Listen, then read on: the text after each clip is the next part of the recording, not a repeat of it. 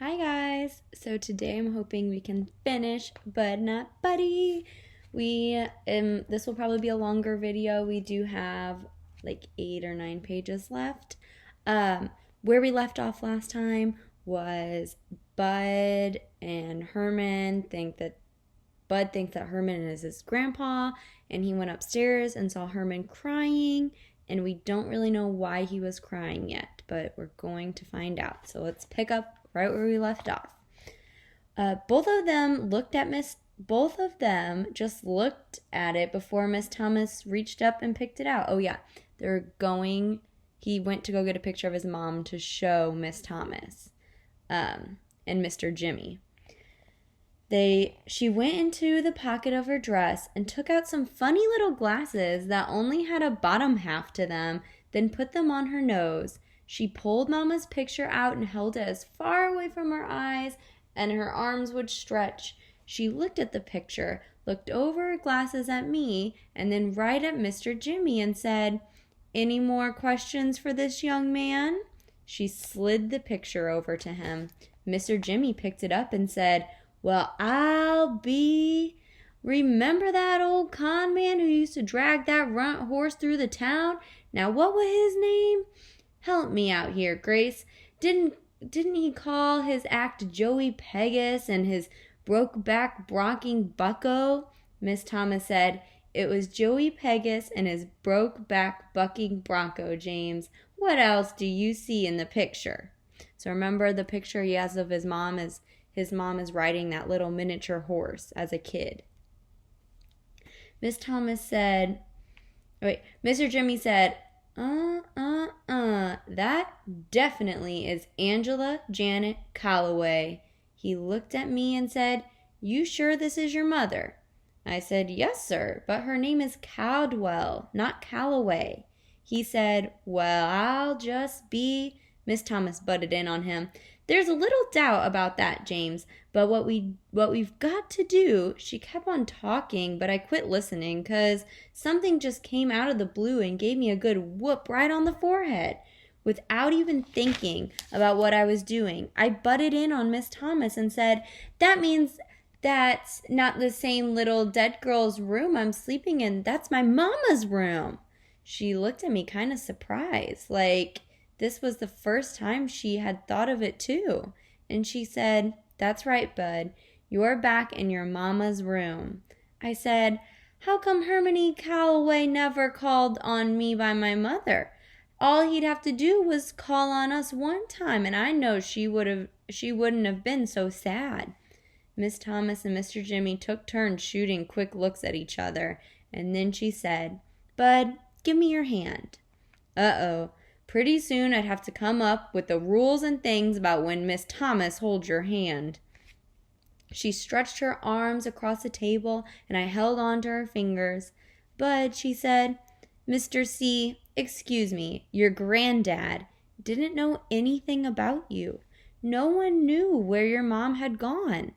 Mr. Jimmy said, "That's right, son. She just up and ran off one day. I mean, we all knew Herman was hard on her, but it wasn't like it was nothing personal. He was hard on everybody. I used to tell him all the time to slack off on the girl or go easy, but I can remember his exact words. He said, 'Going easy don't make the mar run, and this hard world, especially for a Negro woman, there's 100 million folks out there of every shade and hue, both male and female, who are just dying to be harder on her than I could ever be. She's got to be ready.'"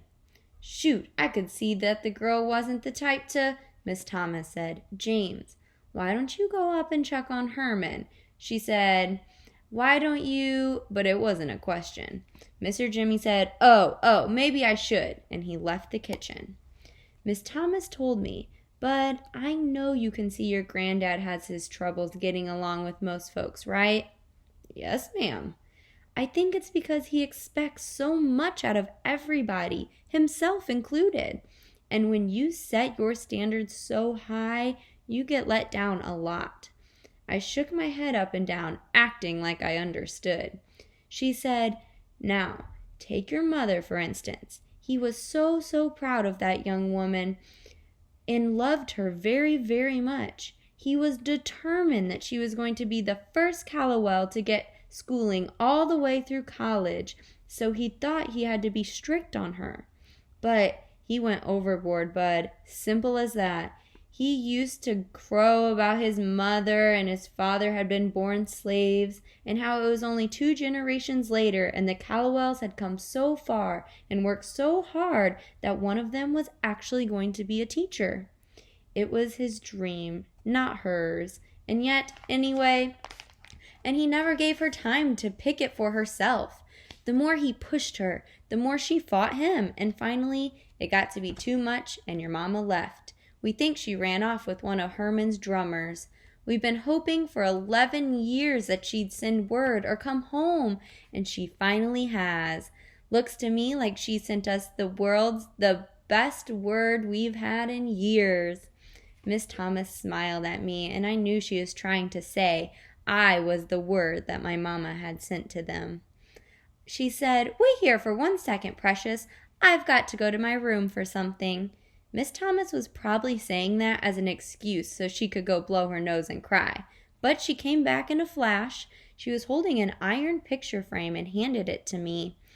"This has been on my dressing table for 13 years, Bud, ever since your mother was 16 years old, and now it belongs to you." I wanted to say thank you, but I just stared at the picture in a heavy iron frame. It was Mama. The picture only showed her head. All around the edges it was smoky or foggy, so it looked like Mama just poked her head out of a cloud. And Mama was smiling, the same soft smile she'd given me when she got home from work. It'd been so long since I'd seen Mama smile, I wanted to laugh and cry at the same time. Miss Thomas said, "Let me show you something, Bud." She took the frame out of my hands and said, "Watch this." She moved the picture up and down, left and right, then around in circles. Do you see how her eyes are on you at all times? No matter which way you look at the picture, she's watching. It seemed like Mama was looking directly at me no matter where Miss Thomas put the picture. "Can I keep this?" I feel like I've been holding on to it for a rightful owner to come along, and it looks to me like he's finally shown up. "What took you so long, child?" Miss Thomas patted me under my chin. She said, "But Bud, we've got a problem I'm gonna need your help with." "Uh-oh. You said you were 6 years old when your mother died?" "Yes, ma'am." "Okay, so that was 4 years ago?" "Yes, ma'am." "You can remember how bad you felt when you first knew she was gone, can't you?"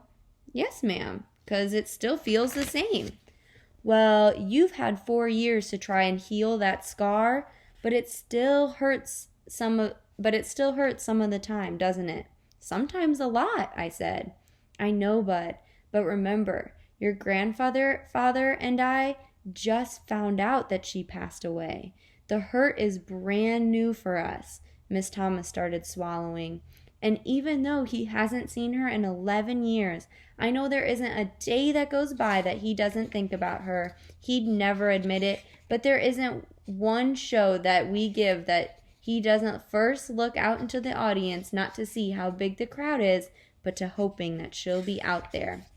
Hoping she'd seen a flyer tacked to the telephone pole somewhere and would stop by and see him. He loved her so much, Bud. Sorry, sweetheart."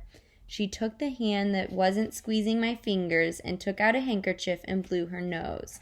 So it turns out Herman was crying sad tears because he'd just found out that his daughter passed away. Those stones that he picks up everywhere he performs are for her. She must have been 4 or 5 years old, and the band was getting ready to travel to Chicago for a week, and before we left, he asked her what she wanted to bring back for her. He was thinking a doll or a dress or something, but she told him, "A rock, Daddy! Bring me back a walk from Chicago!" So everywhere we went after that, he'd get her a walk. He'd even write the city and the day we were when we were there for her. He's got boxes of them upstairs, 11 years worth of them. So, Bud, I don't know how Herman is going to be feeling after this.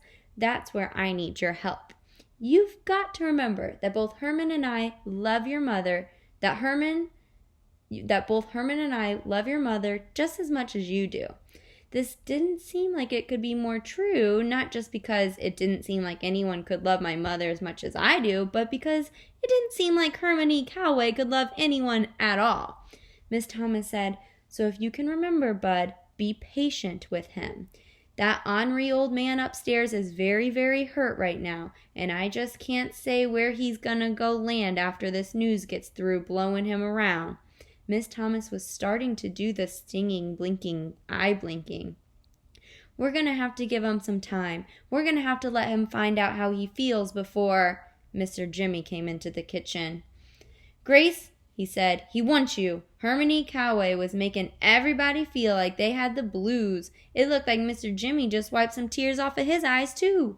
Miss Thomas came around out to my side of the table and gave me a hug. She said, "Are you okay?" I said, "Yes, ma'am." She said, "Should I go see how he's doing?" "Yes, ma'am." She left the kitchen, and Mr. Jimmy went into the living room. I picked Mama's picture up and put it back in the envelope.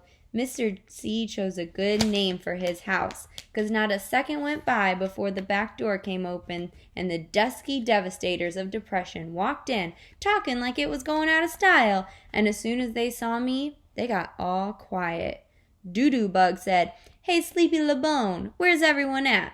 I didn't want to embarrass anyone by saying that all the grown folks were sitting in the house sobbing their eyes out, so I said, "They're around. I remember not to call the band sir." Steady said, "Well, it's you we wanted anyway." He put an old cardboard suitcase on the table and said, "I told the fellows how hard you've been hitting the recorder and how proud I was of you, so we put in a couple of nickels together." He acted like he was yelling across the room, and Lord knows, on the peanuts we got, it was a real sacrifice. He slapped some skin with Dirty Deed, then started talking regular again. "Anyway, the thug saw something at the pawn shop, and we picked it up for you. Can I open it?" The thug said, "Well, if you don't, I don't know who will." Eddie slid the cardboard suitcase over in front of me. It looked worse than the one I used to carry around. One of the snaps on it was busted clean off, and the other one was stuck. Steady said, "It's what's inside that's interesting. Just pull off the snap real hard." I pulled off the snap, and it came right off in my hand, and the thug said, "I knew it. The boy's just too country. He ain't used to handling fine merchandise. We should give it to him in a paper bag." I opened the suitcase. Whatever it was wrapped up in crinkly, wrinkly newspaper. I started pulling newspapers off and could tell that their gift was real heavy. All of a sudden, a shiny piece of gold showed through. I snatched more paper off, and I couldn't believe my eyes. The dusky devastators of depression had put their money together and bought me a baby-sized horn like Steady Eddie's saxophone. Steady Eddie could see I was stuck, so he lifted it out of the suitcase, fished around in the bag for the mouthpiece and the neck and the reed holder. He stuck the reed in for a minute, put the horn together, and played it. "Man, my horn sounded great!" Eddie said, "It's an alto, Bud. There's a little rust in some of the seams, but that's to be expected with the horn this old. It's still got a good tone to it. This didn't throw her off too much." He showed me a big dent on the bottom of my saxophone. I repaddled, relifted, resprung it. "The rest is up to you." He reached in his pocket, took out a can that said Brasso on the side. "Get you a rag, shine her up. A man should polish his own horn." So the band gave Bud a horn, like a saxophone, a miniature one. I looked around at my bandmates and I said, Thank you very, very much. I'll practice on this so much I'll just be as good as you guys are in 3 weeks. Doo-Doo Bug said, "Oh, now that's cold." I said, "Really, I will." The band laughed. So did I. Eddie said, "Well, Mr. LeBone, I'll tell you what. Since you're so hot to get in this band, I better get you started on your lessons right away." He pulled a big silver watch that was tied to a long chain out of his pocket, and he said, I'm going by Tyler's for a while now, but I'll be back around 7, and if you got your axe polished up by then, I'll bring some sheet music along and we can get started. Sound good?" His toothpick jumped with each word. "Sounds great, Steady." Eddie took the strap off his neck, handed it to me. I put it on, and Eddie handed me the saxophone for the very first time. It was the perfect weight. I said, "Can I be excused?" Dirty Deed said, "What, you ain't gonna blow us some notes? We want to hear what you got, Mr. 3 weeks from now." I said, "I'll let you hear me in 3 weeks, when we're on the stage together." They laughed again, and the thug said, "I'm gonna let you in on something, Sleepy LeBone. There's a certain members of this band that you will be outplaying in 3 weeks, and it's gonna take you a whole lot longer to top me. On the real tip, it's gonna take you at least 10 years before you're even able to hold my drumsticks." Steady Eddie said, "Yeah, and that's about 9 and 10 months longer than you'll be in the band, Thug." The thug said, "Oh man, you ain't gotta start that up again. You gotta let me know what's in what you heard." I said, "Can I be excused?" Eddie said, "Go ahead, Sleepy LeBone. I'll be back." I told my bandmates, "Thank you again. Thank you very much." The thug said, "Nothing to it, little man." Dirty Deed said, "Now don't let that horn whip you, son." Doo-Doo Bug said, "Our pleasure, Sleepy." Steady Eddie said, "Man, get out of here." I picked up both of Mama's pictures, my horn, and the can of Brasso and ran up the stairs. When I got upstairs, I saw that Harmony Calloway's door was still open a crack.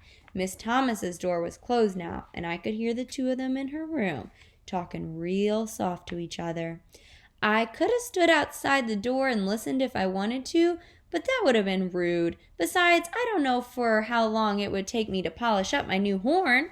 I went into my mother's room. I put my sax on the bed that Mama used to sleep in when she was a little girl. I put her smiling picture on the dressing table. Then I reached under the bed, pulled my sax case out again. I snapped 2 silver snaps and started taking out all of my things.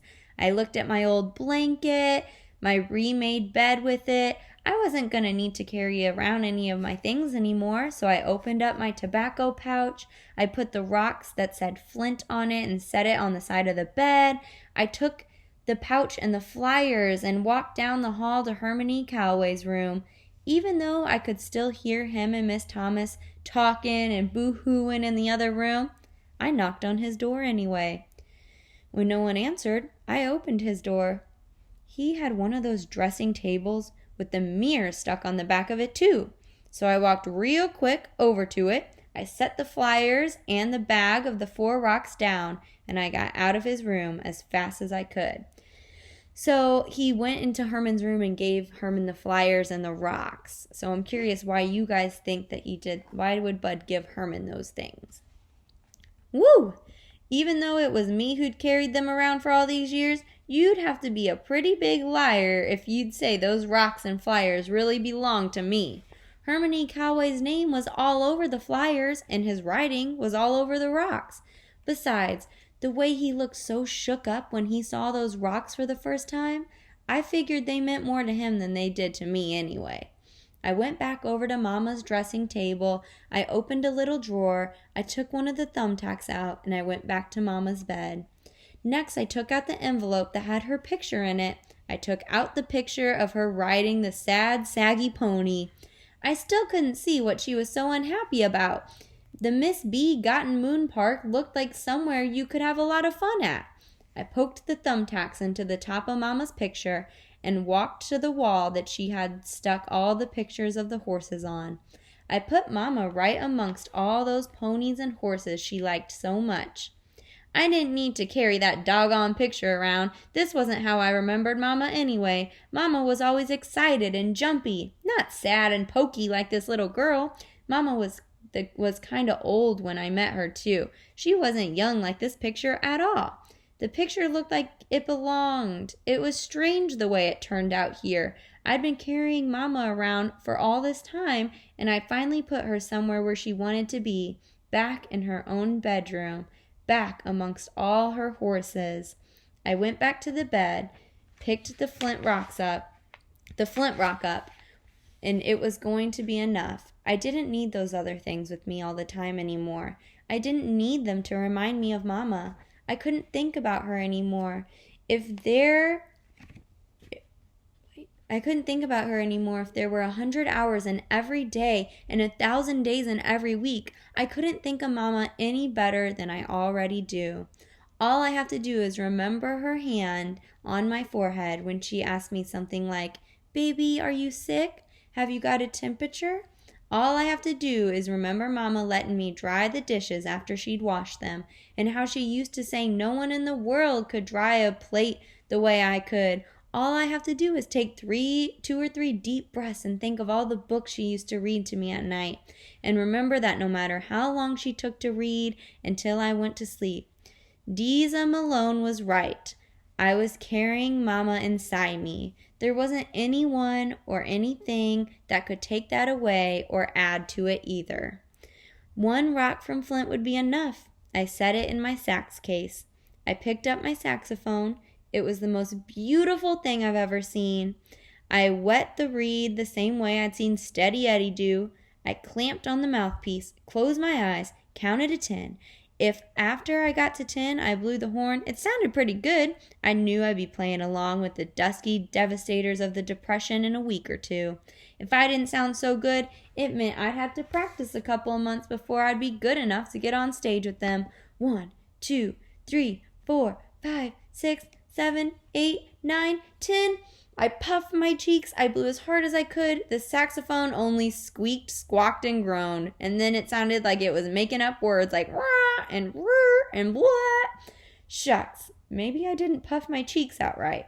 Maybe I was blowing too hard, so I counted again. 1, 2, 3, 4, 5, 6, 7, 8, 9, 10. This time the horn only squeaked, squawked, and groaned, and it didn't sound like it was trying to make up any words. It sounded great. It was perfect, like when Steady blew it, but I could tell that one day it was going to be like that. Something told me I could learn how to play this. Something told me those sounds were more than just bad notes. If you don't have a real good imagination, you probably think those noises were the sounds of some kid blowing the horn for the first time, but I knew better than that. I could tell those were squawks and squeaks of one door closing, another door opening. I looked at the picture of Mama that Miss Thomas gave me. Mama was looking right at me with that soft smile. I know it's stupid to smile back at the picture, but I couldn't help myself. I know it's even stupider to talk to a picture, especially when it hadn't had anything to say to start the conversation. But I had to say, "Here we go again, Mama, only this time I can't wait." I closed my eyes and began practicing. Shucks! As good as things were going for me now, I'd bet you dollars to donuts that Steady Eddie was going to get here early. And that was our book. That was Bud Not Buddy. So at the end, he really found a home. He's living with his grandpa in his mom's old room. What I want you to do is comment on Google Classroom underneath the video on Google Classroom what you thought about the book. Did you like it? Who is your favorite character? Did it surprise you? How did the ending make you feel? Any of those. Just comment down on Google Classroom. I'm happy we are able to finish it together, even with the schools not being open. And have a good day.